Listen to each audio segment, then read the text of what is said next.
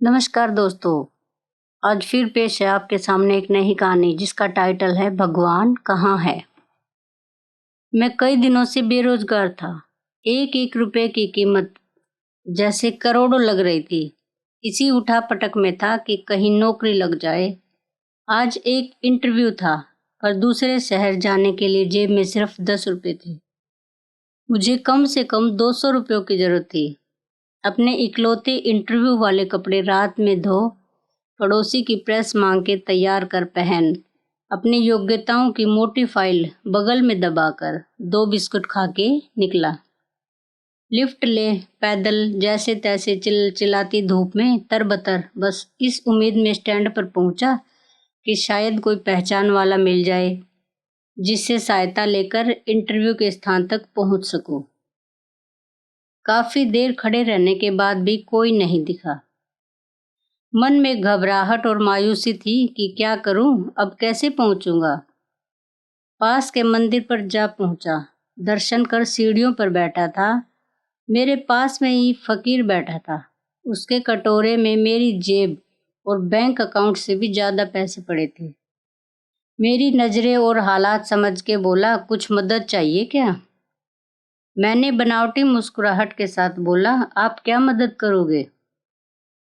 चाहो तो मेरे पूरे पैसे रख लो। वो मुस्कुराता हुआ बोला। मैं चौंक गया। उसे कैसे पता मेरी जरूरत? मैंने कहा, क्यों? शायद आपको जरूरत है। वो गंभीरता से बोला। हाँ है तो, पर तुम्हारा क्या? तुम तो दिन भर मांग के कमाते हो। मैंने उसका पक्ष रखते हुए कहा। वो हंसता हुआ बोला, मैं नहीं मांगता साहब, लोग डाल जाते हैं मेरे कटोरे में पुण्य कमाने। मैं तो भिखारी हूँ, मुझे इनका कोई मोह नहीं। मुझे सिर्फ भूख लगती है, वो भी एक टाइम, और कुछ दवाइयाँ। मैं तो खुद ये सारे पैसे मंदिर की पेटी में डाल देता हूँ। वो सहज था कहते कहते। मैंने हैरानी से पूछा, फिर यहाँ बैठते क्यों हो? जरूरतमंदों की मदद करने, कहते हुए वो मंद मंद मुस्कुरा रहा था।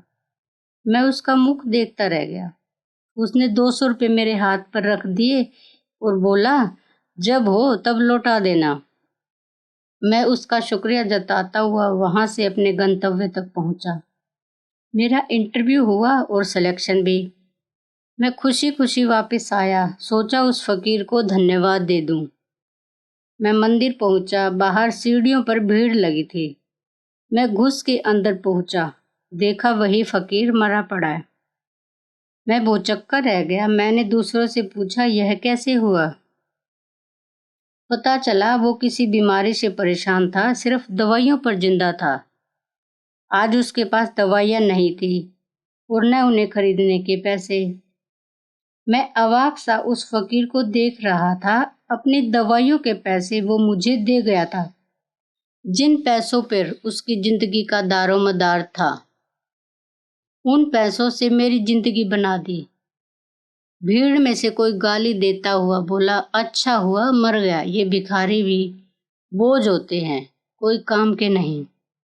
मेरी आंखें डबडबा आई। वो भिखारी कहाँ था? वो तो मेरे लिए भगवान ही था, नेकी का फरिश्ता, मेरा भगवान। भगवान कौन है? कहाँ है? किसने देखा है?